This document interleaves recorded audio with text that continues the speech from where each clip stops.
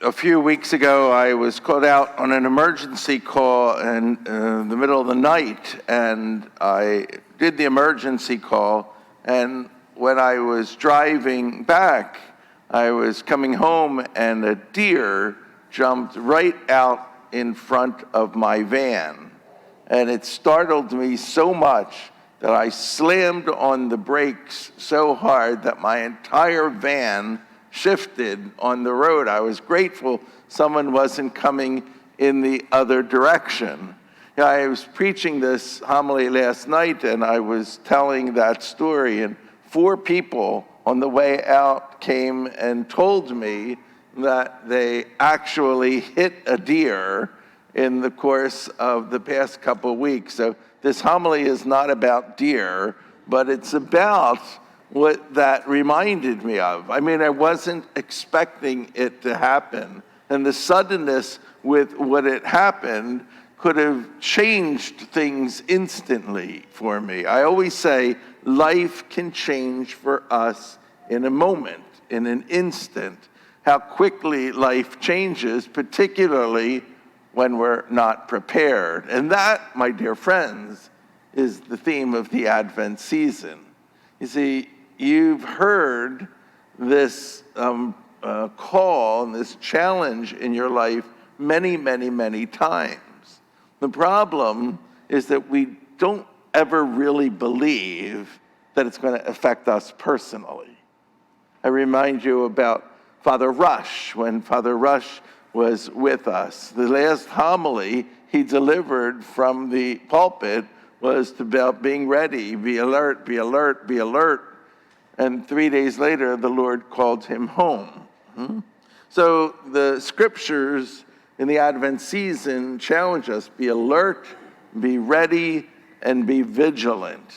Today, Jesus, in the gospel, Jesus gives us the image about what happened with Noah when the flood came. It says, as it was in the days of Noah, so it will be at the coming of the Son of Man. People were eating and drinking, marrying, living ordinary lives until the flood came suddenly. And Jesus warns us that his coming will be just as unexpected.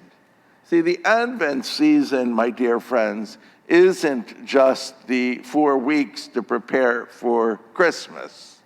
Advent is a looking back and a looking forward. It's a looking back at the event that happened in Bethlehem, of which we will celebrate in the next 4 weeks, right? The Christmas feast. But it's also a looking forward at the second coming of Christ. Christ will come again. And the question that we need to reflect on is, are we going to be ready? You remember before the liturgy changed, we had a memorial acclamation that we would say over and over. And it helped people to think about this. It said, Christ has died, Christ is risen, fill in the last line. Christ will come again. I was one time sitting at the table with my mother one time, and we were having a theological conversation, and she couldn't understand that concept of Christ will come again. And she said, well, what does he need to come again for? He already came once. Why does he need to come back? And I said, Mama, it is so central to our faith that we live. Christ came and he told us how to live, and he's going to come again. And when he does come again, he's going to separate those who lived righteously the way he called us to live, or he's going to cast us to the final eternal damnation. It's as simple as that. And after I gave that great explanation, she said, well, I don't understand why he has to come again. So I'll keep practicing it. So it is so central to our faith. Christ came, and that's what the Advent season is about, to reflect on this great event that happened, but to prepare ourselves not just for Christmas, but for one of 2 things. When our life will be required of us, or when the Son of Glory comes again. You know, the liturgy and the teachings of Jesus aren't given to us to try to frighten us. They're given to us to try to awaken us, to do a spiritual kind of reawakening in our lives. And the message is clear. Discipleship is not about predicting dates or end times. Discipleship is about living rightly each day so that we don't get caught off guard, that we live faithfully in the present so that if our lives were required of us today, or if the Son of Glory comes tomorrow, we are ready, we are alert, and we are vigilant. To be vigilant means this: to live faithfully in the present. That's what it means to be vigilant, to live faithfully in the present, about living each day with readiness. And I believe this authentically. I believe that God uses his followers to be the conduits of his grace into the world. I believe that God had put someone in your path this week that you would be the conduit of his grace, and they would experience a God moment through their encounter with you. The problem comes if God put a person in your path, they didn't experience the God moment. And so the church starts the Advent season by calling us to the spiritual reawakening, and it really gives us this great symbol in front of us, not to make it a nice decoration in the church, but a symbol is something that points to a deeper reality. And even though a symbol ought not to be explained, sometimes it does us well to understand the symbols that are in front of us. And the symbol of the Advent wreath is one of our most beloved symbols during the entire Advent season. You know, the wreath is circular. Do you know why? I mean, God could have said, make a rectangle, or the church could have said, do a triangle. Triangle represents the Trinity. Why is it circular? No, speak up. Because that's exactly right. It's beginning and never ending, as is God's love, is beginning and never ending. Why do we use evergreen? I got you on that one, didn't I? Why do we use evergreen?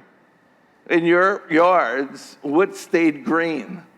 All the leaves are falling, everything is dying, but the evergreens give us a sense of hope for life. They never seem to die during the winter season.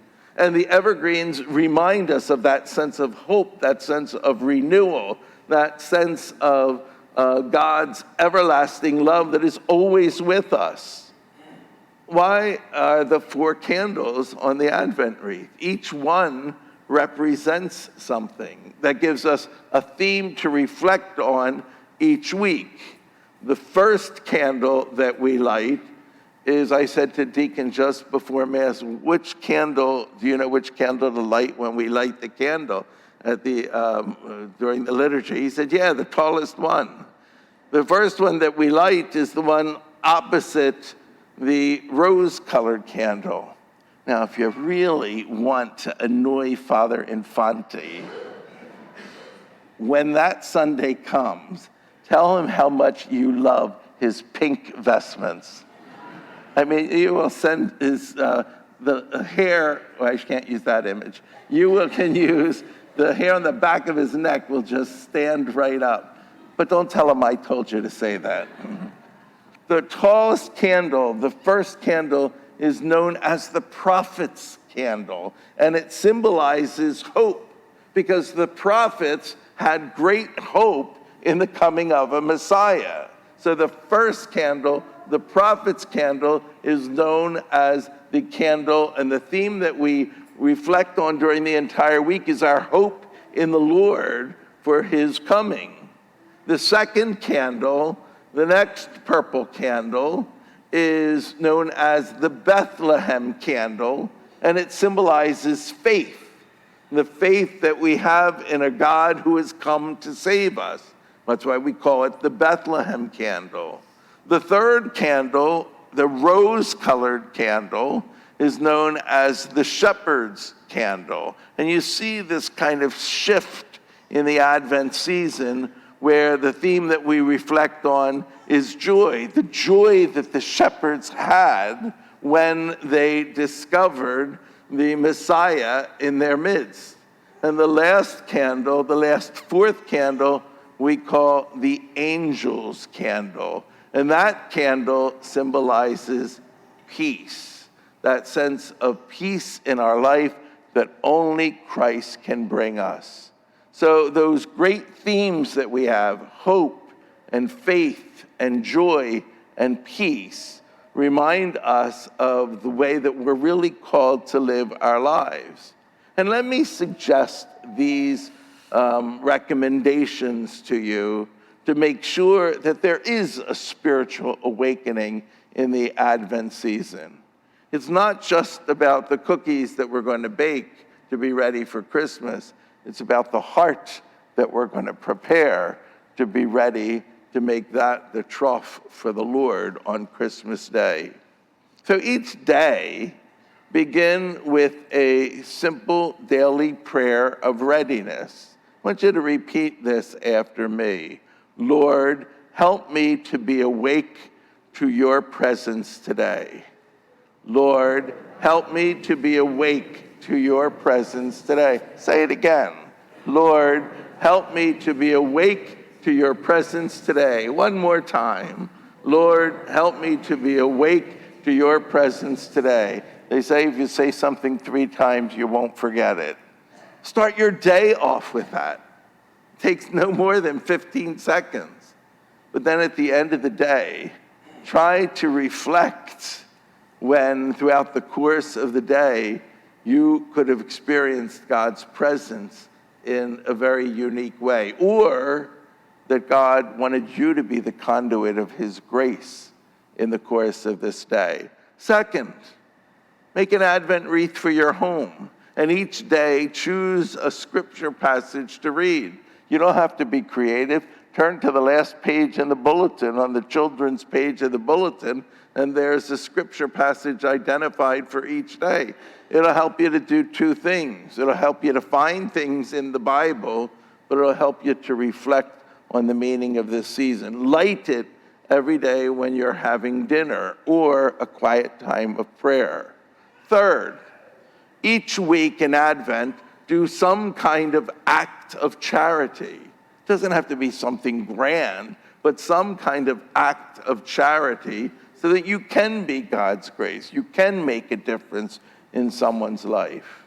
Fourth, make sure during the Advent season you celebrate the sacrament of reconciliation. You know, one of the big problems in our world is people believe that sin doesn't exist, and it really does, and the evil one works overtime to try to keep people in a sinful state.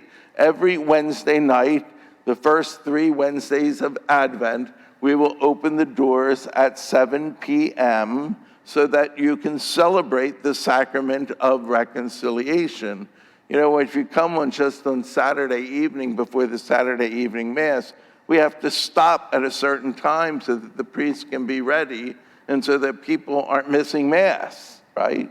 So on Wednesday nights, we call it keeping the doors of the inn open. At 7 o'clock, you can celebrate the sacrament of reconciliation while you can do some time before the Blessed Sacrament. And last, I said, start your day with prayer, end your day with prayer. Silence and stillness. You know, the world is a busy place. There's a lot of distractions that want to take our eyes off of the meaning of the season. Before you go to bed each night, just reflect, Lord, you speak to me the word you want me to hear. And just sit for 5 minutes and let the Lord speak to your heart. When we do those kinds of spiritual things, brothers and sisters, Advent is just not a preparation for a feast of food. Advent then becomes a preparation for a feast of faith. As we light the candle on Bless This Advent wreath, let us be reminded and let us ask the Lord to give us the grace to grow in greater holiness as we prepare for the coming of Christ.